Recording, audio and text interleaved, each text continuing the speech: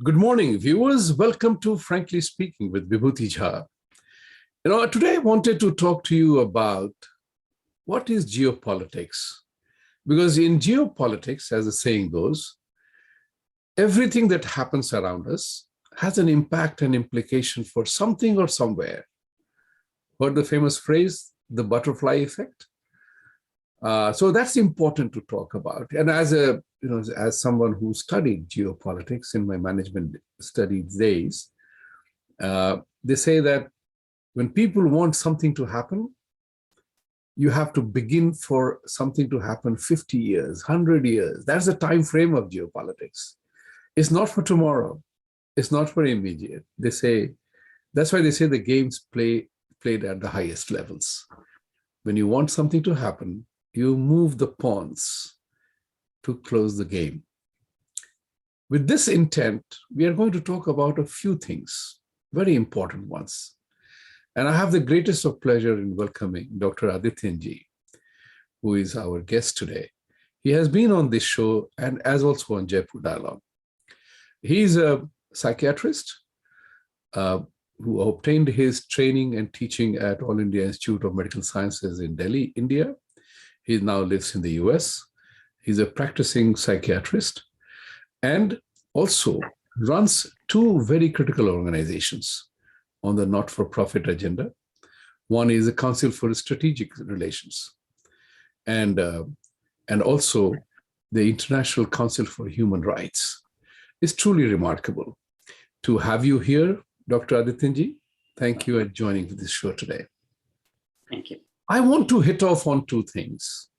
One is that we are paying a tribute to the departed first CDS of India, General Bipin Rawat. And General Saab had received from as the saying goes, you know about a person when he is no longer holding the office than what he knew when he was in the office.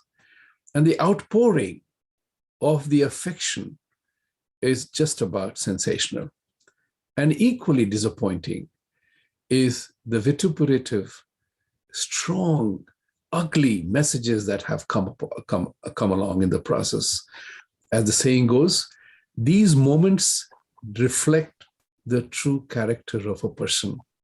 And to that end, I'm disappointed that even in his departure, in a tragic way, there are people who are from IIT. I just saw a tweet from IIT guy named Ram and General Panang and others from the military who have kind of celebrated his death. So it is shameful, it is disgusting, it is deplorable. However, with these thoughts, I wanted, Adityanjee to tell us, the General Rawat had changed the landscape of India's military might. He was a reformist, he was a doer, and Prime Minister took great pride in his choice of him as the General's first CDS of India. Your thoughts on it? Vibhuti, I'm glad that you're starting with this issue. Having said that, with your permission, let's you, myself, and our viewers join for 30 seconds of silence in the memory of the departed souls of General Rawat, his wife, and 11 other defense personnel, some of them very senior officers. So before I commence with my comments, let's observe a 30-second silence. Thank you. Let's do that. Let's do that.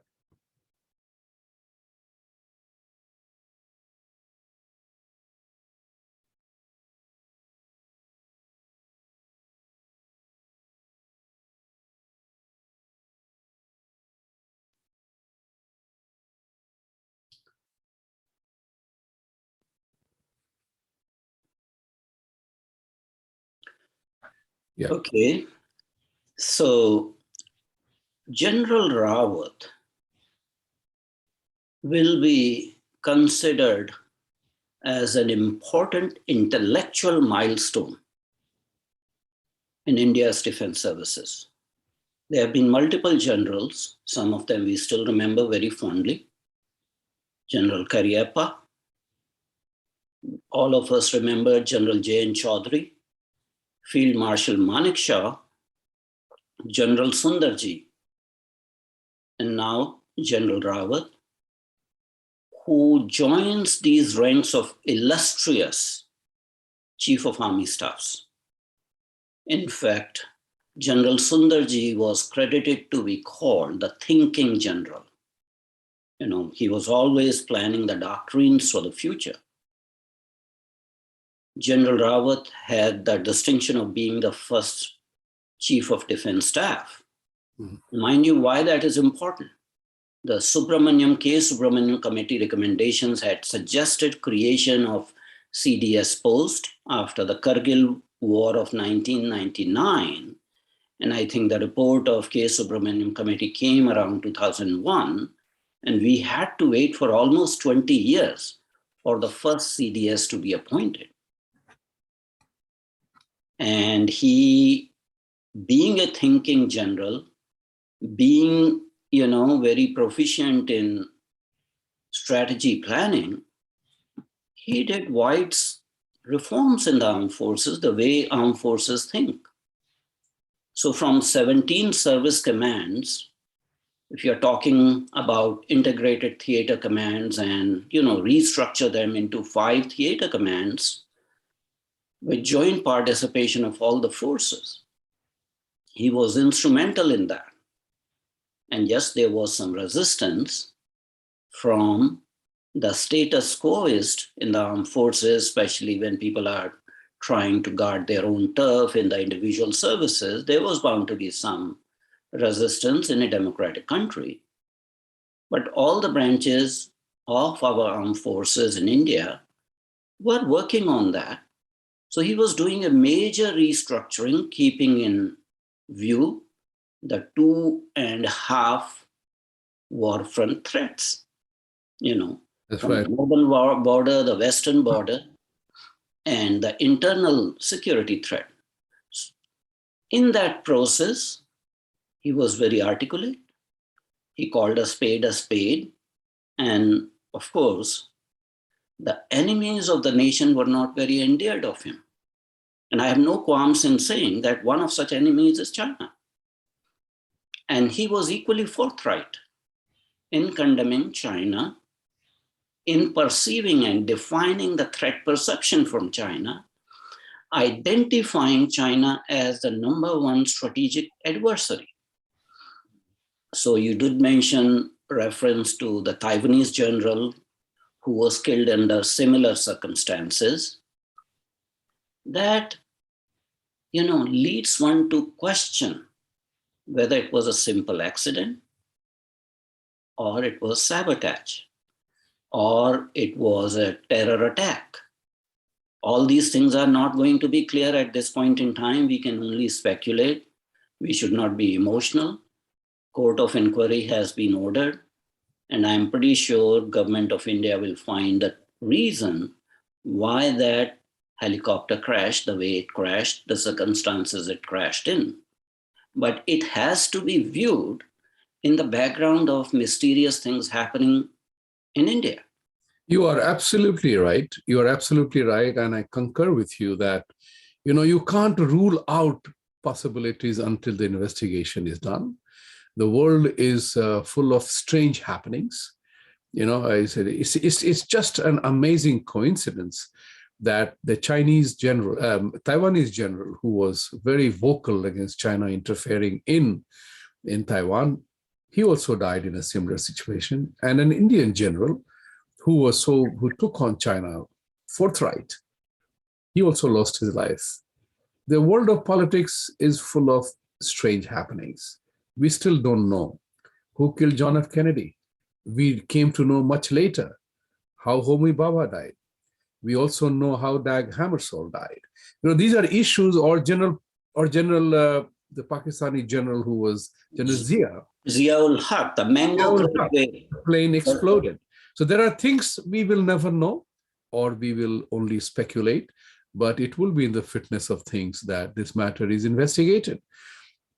And India is somewhere along the line has become, unfortunately, I don't use the word very lightly, it is a happy hunting ground for anyone and everyone who wants to instigate something. I mean, think about it.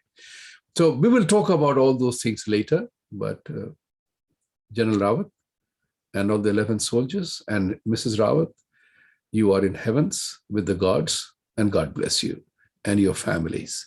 And with these words, we will switch over to another military topic. Vibhuti, if Huh. I may take the privilege of interrupting you. Yeah, go ahead.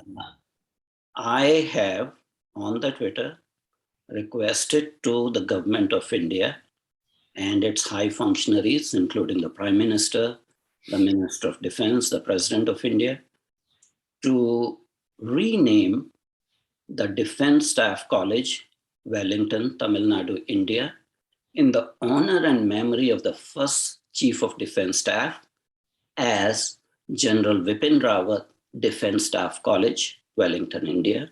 I'm glad you said that, because I have retweeted and I have commented on that. It is very deserving. A British era legacy also will go with Wellington, renaming and recapturing the ethos of an Indian soldier. So thank you very much for pointing out. And I could have said that because I retweeted this one. And there are several other good ideas coming on that. Let's switch to a very important topic that we have talked about in the past.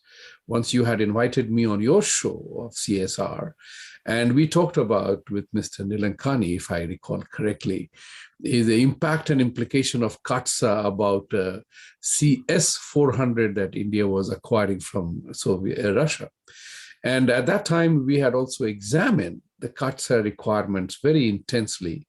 And actually, thanks to that discussion, I had the opportunity to read through all the provisions of CATSA. And after reading, recognizing the political reality, I had said, and I think we all had come to a conclusion, that for a variety of reasons, United States will apply the exemption of CATSA being applied on India. What do you think now that India has acquired S2 of the S-400 Russian weaponry? How does that work? Do you think CATSA is coming? And that's I still believe it will not. It will not. US is far too weak at this point in time to flex its muscles where it doesn't matter. I am glad that you brought this issue, because we are revisiting this issue under the rubric of Council for Strategic Affairs. Coming Monday on 13th of December at 8 p.m. Eastern Day Time, Council for Strategic Affairs has invited 3 defense experts from India, mainly General Hasnain, General Saxena, and Brigadier Arun Sehgal, who will be discussing this issue once again.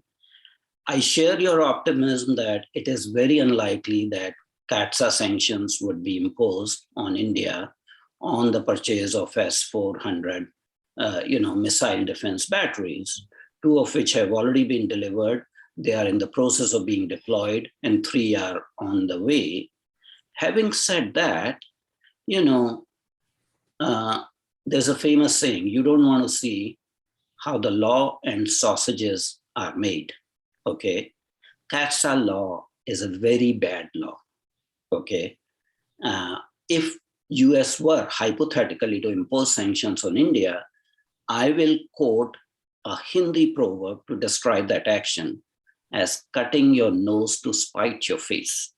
US would be cutting its nose to spite its face, because it does not help United States in any way. It actually sort of puts a damper on the burgeoning India-US defense relationship, India-US strategic relationship, India's participation in Quad, and US's, sort of ability to counterbalance the rising hegemon China. If you keep on having side fights with India and Russia, you have to define in geopolitics who is your real adversary. You have to do accurate threat perception. Right. I'm glad that in previous administration, they modified the CATSA law to introduce possibility of waivers. And the current administration so far has not imposed any sanctions. Right. Having said that, the US bureaucracy somehow behaves in a transactional manner in every issue. And my guess is that they are trying to deal with this issue in a transactional manner, trying to extract, quote unquote, their pound of flesh from India before, openly saying that India is being given a waiver. Right. As a sovereign nation, if I were running India, I will find this law very offensive because it is extraterritorial, jurisdiction of United States. India is a sovereign country. India has an independent, strategically independent foreign policy, defense policy, and US government has no business to tell India where it should outsource its defense requirements. Period. Simple. In every issue, apply extraterritorial jurisdiction by United States Congress has not helped US, and it will not help US. In CAATSA issue, you can impose sanctions on Turkey and China, but India is neither Turkey nor China. India has withstood sanctions from US from 1974 onwards, Right. one way or the other. And it took US administration, several administrations, very contorted gymnastic to do away with those sanctions so that India-US relationship prospers in future. You need to be somewhat creative and be real. You want to start that regime of sanctions and counter sanctions. Once the sanctions was removed, India started purchasing, defense requirements from US. And pretty much $20 billion worth of, orders were placed.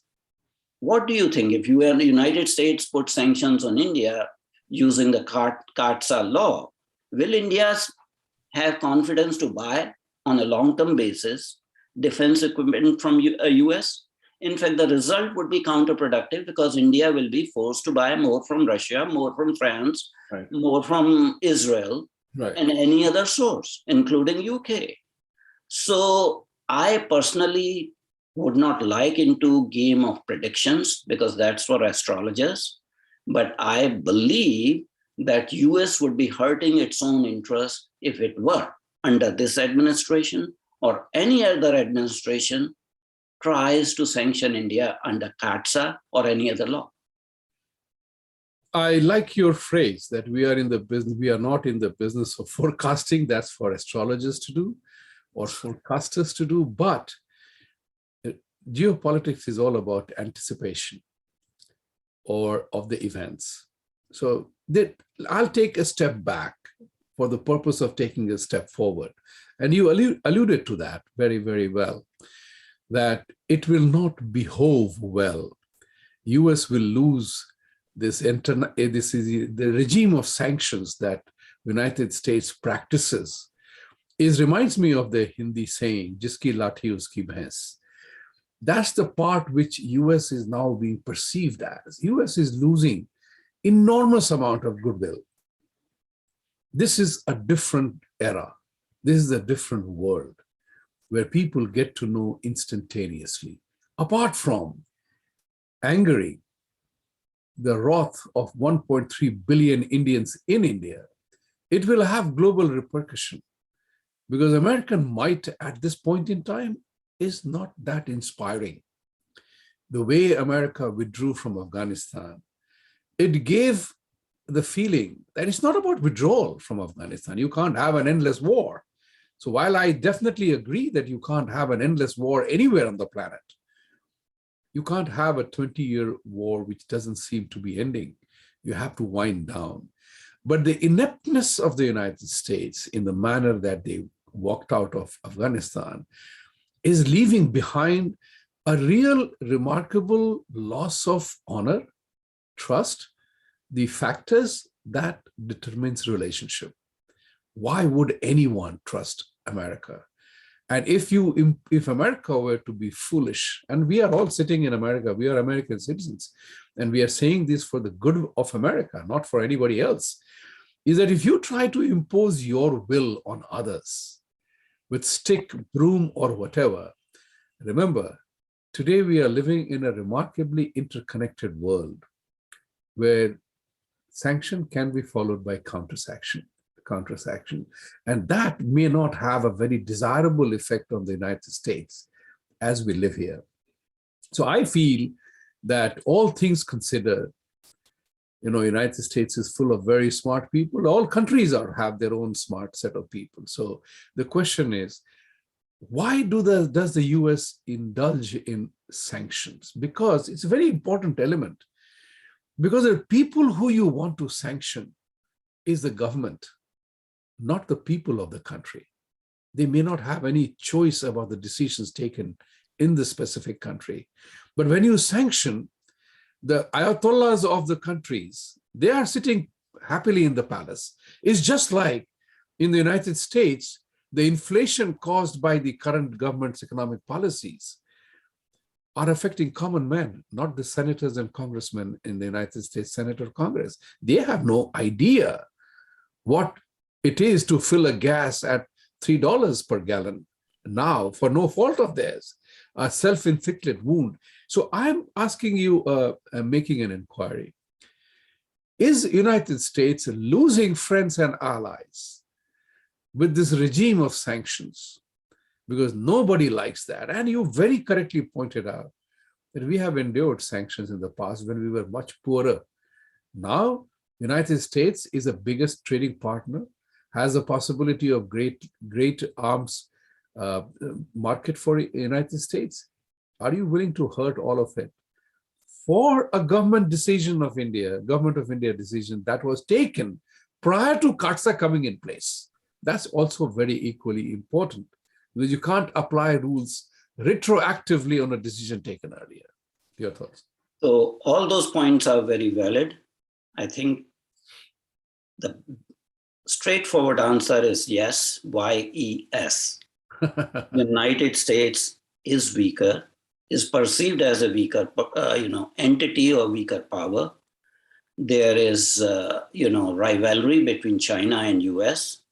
China, as a rising hegemon, wants to upstage United States and become hyperpower number one. And that's the background we are talking and having this discussion. So US policy planners need to redo their threat perception and threat analysis and see who is the main strategic adversary. Is it Putin's Russia or Xi Jinping's China? You cannot actually fight both of them at the same time, because you are driving them into each other's arms and hurting not only your own interests, but interests of the rest of the democratic world. Right. United States needs more allies, especially in Indo-Pacific and Southwest Asia. Now, India is emerging as an ally or a partner, if you may say so, in the Quad, in the Indo-Pacific. By sanctioning India, you don't achieve anything. And you know that India has been historical partner with Russia or its erstwhile regime, the USSR, and majority of the Indian purchases for defense equipment were from that country. But over the last 20 years, India has started to diversify and has purchased equipment from France, from US, from Israel. India has also started to give a push to its own military defense industrial complex in the Atmanirbhar Bharat program. So situation is changing, and you don't want to, artificially create situation that this newly emerged equilibrium, which is emerging, is disrupted, because the sanctions on India and CAATSA will lead to counter sanctions, and future orders to US will stop. In fact, there was a president of India who has departed, President Pranab Mukherjee.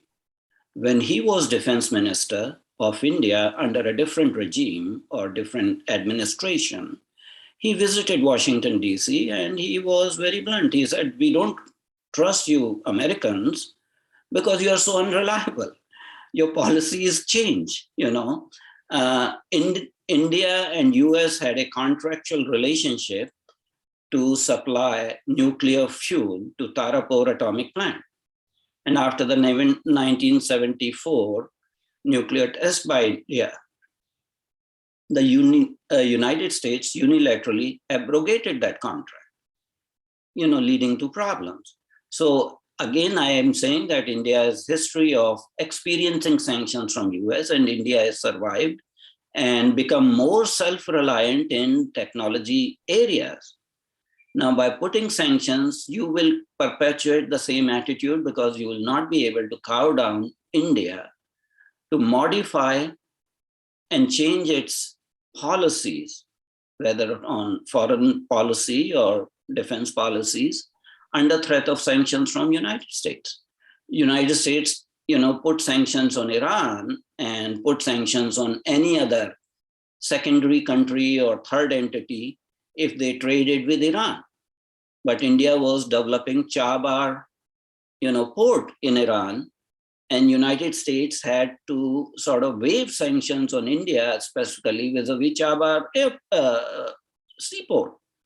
So you do things that are not good for you, then you find ways to, modify your own laws when your own laws are very bad to begin with. I think you have to see that when I said that, you don't want to see how sausages and laws are made, because CATSA is a bad law. It was sort of drafted hurriedly in a time when a different party controlled the presidency and a different party was controlling the Congress. So in that tribal warfare, you create a bad law, which becomes a headache. And then the president of the day, had to intervene and ask for modification in the CATSA law. So the law itself is bad. And I think United States policy planners need to basically abrogate it, because this problem will not come just with S-400. In near future, India will continue to import technology, defense equipment from Russia. So with every deal, are you going to continue to sanction India? I mean, that is unfathomable. Why you are striking at your own interests? That brings me, that's a perfect segue for a thought that comes in my mind, and we are articulating that. Is US losing it? As we say in America, are you a loser? Is US losing it? That's very important, because you referred to that issue, that you can't make laws because you have a tribal warfare within. And, as a result of which, it undermines your authority in real terms. United States is not, it is the world's largest economic and military power and political system. But there are more than 100 other countries that they have the will of their own. So this brings me to another issue of law. And that's remarkably tragic. It's called the Islamophobia bill, brought about by House Bill number 5665 by Ilhan Omar, the celebrated Congress lady from Minneapolis, state of Minnesota, Minneapolis. And it is to make, even questioning freedom of speech and freedom of religion as a branded anger. You can't question Islam, but you can question everybody else. But you can't question Islam, it is Islamophobic. Now, I am wondering about it. What I'm wondering about it is that if this bill were to go, and again, like CATSA will not happen, I think the US Congress and the Senate will see through the ridiculousness of this bill, that you want to appoint a chief ombudsman for Islamophobia all over the world, so that people can't question what you do, but you have the right to question everybody and impose sanctions on others. Where does this wisdom come from? 23 congressmen are supporting it. Do they not realize that your power is not everlasting? Tomorrow, there could be sanctions on America. If American law, how can it be, do they expect that other sovereign nations will succumb and give in to the US pressure, as the saying goes. Particularly, it's very important, as P.J. O'Rourke, a famous satirist, once said, that the United States will never have a coherent, sensible immigration and foreign policy because every goddamn fellow in this country is a foreigner. So, foreigner or an immigrant. So I'm looking at it from this point of view. Are we, in the name of democracy and freedom, undermining ourselves? I think the answer is yes. The way this bill has been presented, it's again, if it were to be enacted into a law, it'll be a very bad law with disastrous consequences. You cannot create in a democracy special interest groups that can never be questioned. And I will give you some bad examples of bad laws from a different country. And then you will understand the enormity of the implications for this proposed bad law, which is politically motivated. So in India, there is an SC/ST law. And recently there were some changes, observations made by the judicial system that there should not be any automatic, arrest of any alleged offender. And the government in power modified the judicial interpretation and insists that there has to be automatic arrest. Now, in India's situation, this law is being misused to target people, to target their properties, Right. etc. There is a law which was rightly created, but created automatic arrest under dowry cases. What is happening? The same law is being used to settle, negotiate marital strife, divorce cases, and property issues of senior citizens from a different family. Right. Under these laws. Okay. We had a famous section 66A section of IT law in India, how it was misused.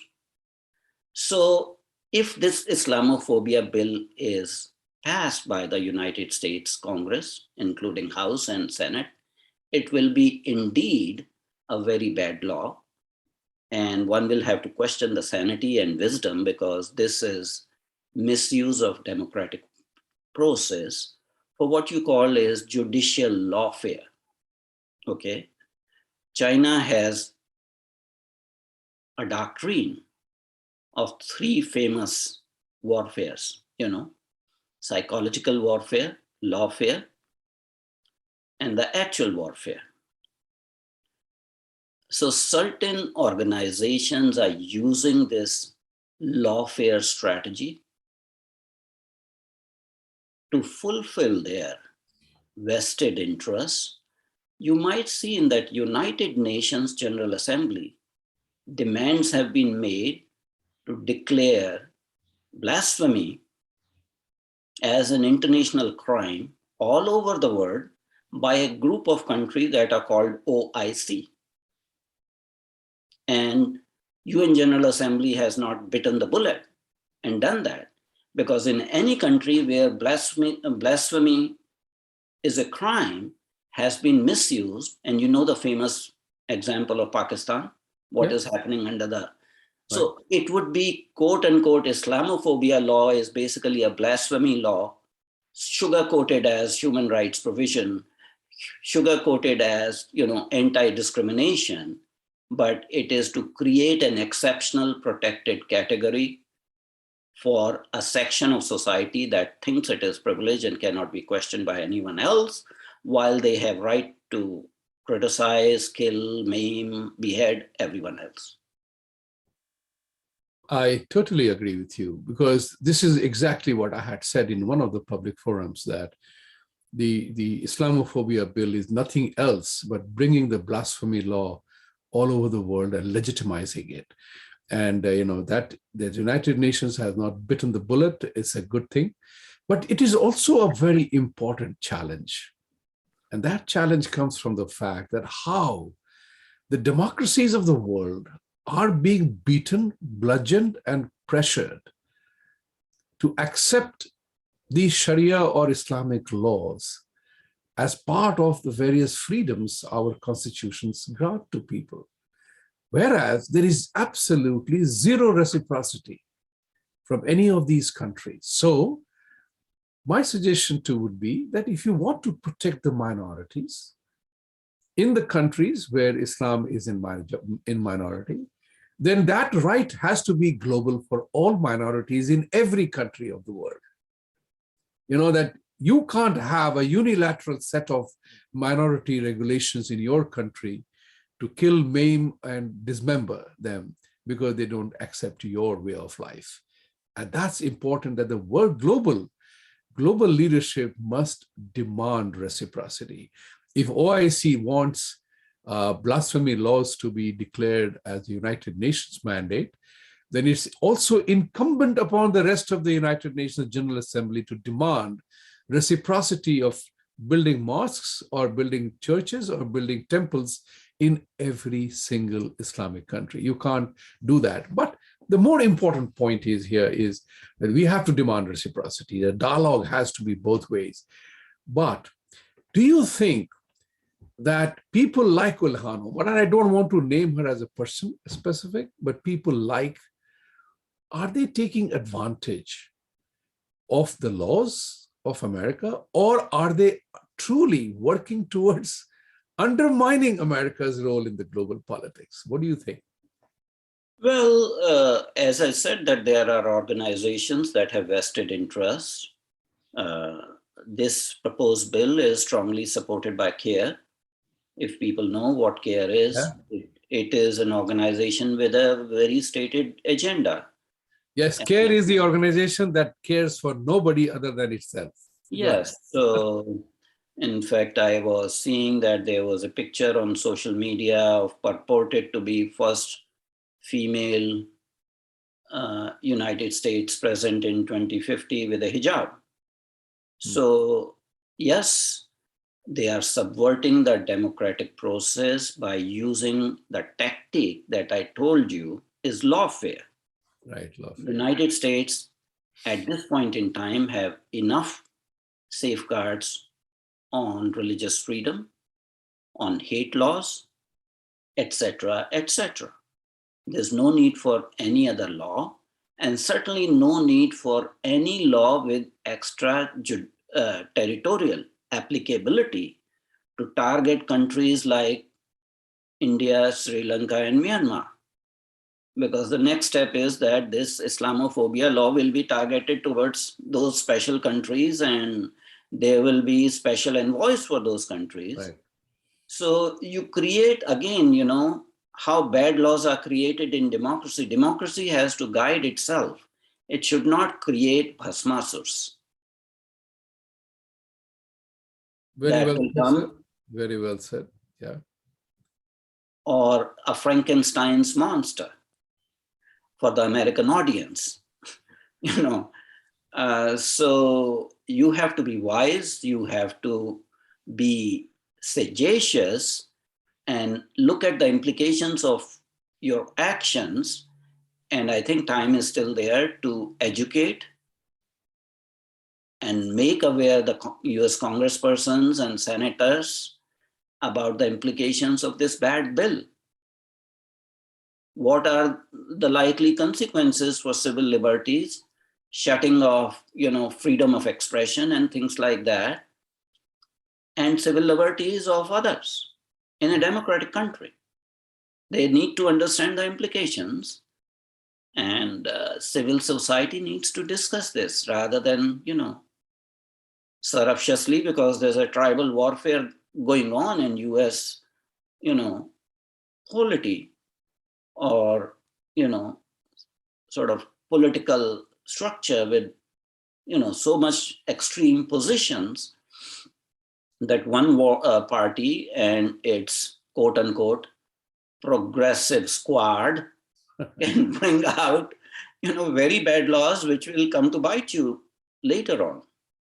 And sometimes it feels very, very important to talk about this as well, because, you know, there is a very important word you used called lawfare. And I had read somewhere that America is a nation of laws. Laws are made by men, and men can be managed. And therefore, there is an element of how you make laws. I mean, people like you and I have had the privilege of being part of the system at times. And as a result of which, we know how laws get made. And I remember when Mr. Clinton was the president, apparently there was a law that had to be withdrawn because it got out that only 3 wealthiest of American families were beneficiaries. One was a Democrat, one was a Republican, one was an independent. Go figure. A particular provision in the budget that would have given them huge tax benefits were designed for benefiting 3 families. It's in Wall Street. I mean, it is there, it was out there in the public domain, and how that bill had to be withdrawn. Point is, the enemies have figured it out. And democracy thus becomes a happy hunting ground. And, this is something which, if you are attacked on your strength, that's the time to tighten the belt. People take advantage of existing rules and regulations. United States has a very famous word. I'm legit because the law allows me to do that, because there is a law existing to do or not to do something. And then you also have the sudden realization, sadly though, in which Nancy Pelosi, I'm using Nancy Pelosi as the highest authority in the Congress, who said during Obamacare Act, we will know about what is in the bill once the bill is passed. Now that was such a serious abdication of responsibility and hint to enemies and observers that these Congress people have not read the bill. So who makes the bill? Thus, it is important to figure out what is driving the motive, real motive of this bill. As students of geopolitics, we know things don't happen overnight. Things are moved. What is the origin of this bill? That is important. Is it to undermine America itself, the American might? Are these the people who are saboteurs within, who get into the system to eat it from within, to make it look like a laughing stock in the world around? Or is it to punish a few specific countries that you very well said, well, Myanmar, India, and Sri Lanka, because we are different. So this is very important to understand. But jumping into another conversation, as the time is going past, all good conversations have to come to an end. There is one thing which has really impacted the world in the last 2 years, and its impact will be felt for many years to come. The famous thing called coronavirus, Wuhan virus, which emanated from Wuhan lab. Till date, President of the United States, the current President of the United States, who very pompously declared that we will drive out Wuhan virus from the face of the earth, is looking silly.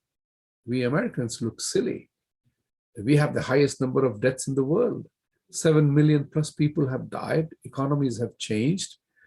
And, we are all wearing a mask in public, even though we are double vaccinated or booster shots. Variations are emerging, but nobody is trying to find out who did it. Where did it happen? So unless and until you are a physician, but important thing to find is this has altered the geopolitical framework forever. China today is the least trusted country in the world. Nobody likes it. My issue is here very simple. Are we ever going to find out how it actually happened? Because if we do not fix that, if we do not know the source of it, there is no way we can keep fighting the various variations that will keep coming in the country. So is it a new reality? Like the common flu, we will call it common coronavirus?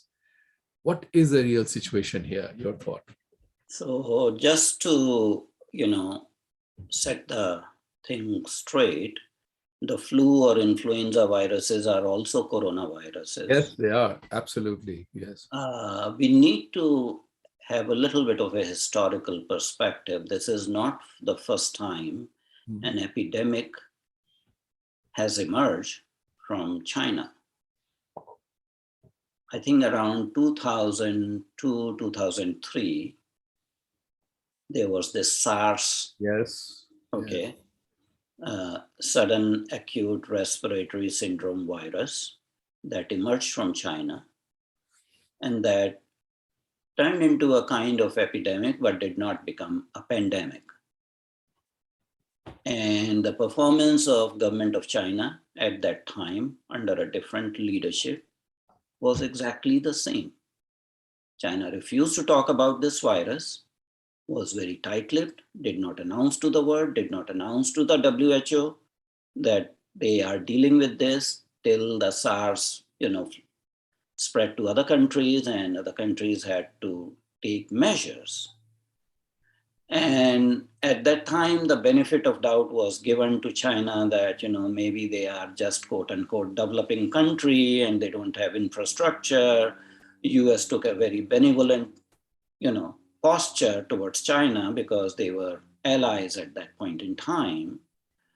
So a lot of help was given to China and there was a lot of joint biological or virological research.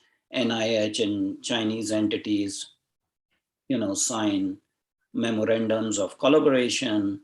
And in that process, a lot of joint research funded by NIH was done in China.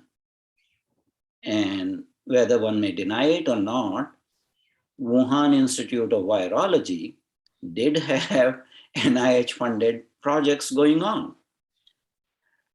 So somewhere around this background, people were preparing for next major virus to appear.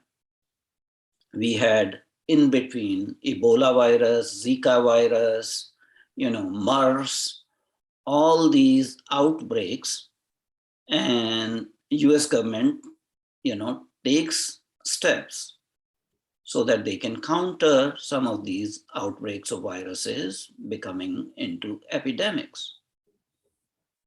So there was some joint research going on in Wuhan Institute of Virology. But what you do not know, what was China's deep state doing? Under the garb of that biological research, were they conducting biological warfare?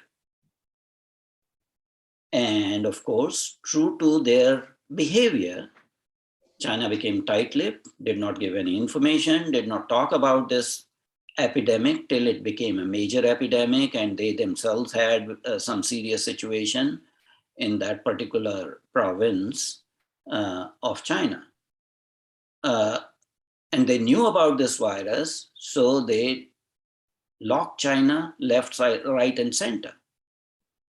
But they allowed international flights to continue to go abroad from China while preventing flights from abroad coming into China.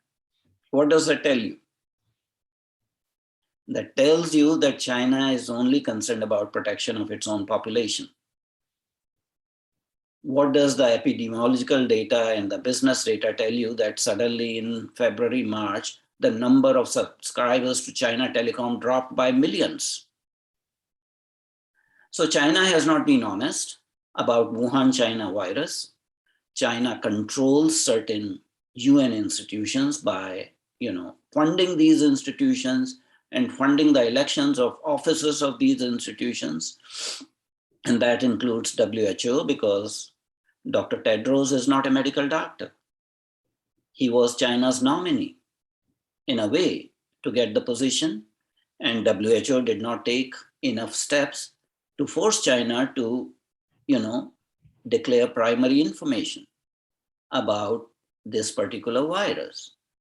So we may continue to speculate, and 2 years is a long time to destroy all the evidence if it was a classified project. Right. By all appearances, It appears that it was part of a classified program on biological warfare. When China, launched its ASAT missile for the first time in 2007, for 15 days, China did not say a word that yes, they did, send an anti-satellite missile, Right. which caused a lot of debris. And in fact, after 2 weeks, it was claimed that Chinese government knew nothing about it, and it was the PLA that did the test. So China is very adroit in shifting the blame, in, sort of controlling the flow of information and using deception as a technique for propaganda and absolving themselves of all the blame. You are absolutely right, Doctor, in the sense that China doesn't practice, and that's reciprocity. That's the word which I used earlier on, that the people who are anemic, or anti-democratic countries are China and Islam. They don't allow freedoms in their own societies. They are totally do not allow flow of information. They curb and kill people if their information leaks. So while one odd Christian missionary dies in Orissa or dies in a mysterious circumstances is a bigger global news than a Tiananmen Square. So But that's what the point which I'm trying to drive at is, as if we are coming to a close of the time, is it time for the rest of the world to unite and demand transparency? Particularly when you talked about the Wuhan virus, it was tested on what is known as the human mice. That's very critical information. That means you have total control on its release and manipulation. Last word on this. So, there was a guy by name Peter Daszak, who ran a nonprofit promoting virology research, who had claimed in a very famous interview that, they had manipulated the virus in gain-of-function studies. Right. And although Dr. Fauci denied that US did not promote gain-of-function studies, but they did. They funded gain-of-function studies at Wuhan Institute of Virology, so that is definitely there. You did mention about issue of reciprocity. I will just name two things. A person by name Samuel Huntington, and his book on Clash of Civilizations is not woke or politically correct to talk about that, but that book has been in print for more than 20 years at this point in time, and progressive thinking people debunk it as figment of feverish imagination, but we are actually geopolitically seeing what has been called by geopolitical experts as Sino-Wahhabi alliance emerging as an axis in international relations. There are serious issues at stake, and I think the world needs to counter this Sino-Wahhabi alliance.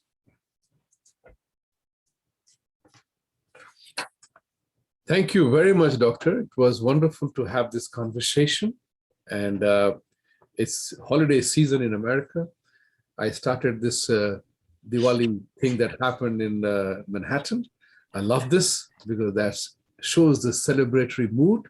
So America is right now going through post-Thanksgiving, coming into Christmas. So happy holidays to everybody, as I will say that every week. So Dr. Adityanjee, great to have you today, hear your thoughts. And I want to remind all the viewers here, should you want to know more about the CATSA and India buying S-400 from Russia and implications of that, Dr. is having a wonderful conference with 3 brilliant minds of Indian military. 2 of them I happen to know, with Brigadier, what is his name? Brigadier Arun Sehgal. Arun Sehgalji. I have been with him on your show. And Lieutenant General Atta Hasnani, he's brilliant. I have known him, I have met him. So that would be quite some interesting session for us to understand. It's not enough to just have information. It's also important to understand the information. That's key That's why we were talking about the Katsa, the implication, the impact and implication of the Islamophobia bill. Does US jurisdiction apply in other countries? Can US force it? Who is undermining? Who is playing? You got to understand that psychodynamics of this mind. And it's very important to figure that out. Thank you, Dr. Saab, for being on the show. Thank you, ladies and gentlemen, for watching the show, and those who will watch on YouTube. And have a great weekend and a wonderful week ahead. Talk to you next Saturday again. Thank you, Vibhuti ji, for inviting me. It was a pleasure as usual. And I'll just end with, we are in holiday season and festive season. I will just say in the spirit of, holidays, Sarve Bhavantu Sukhina, Sarve Santu Niramaya. Sarve Bhadrani So that should be the spirit. Thank you. Thank you. Thank you so much. Okay.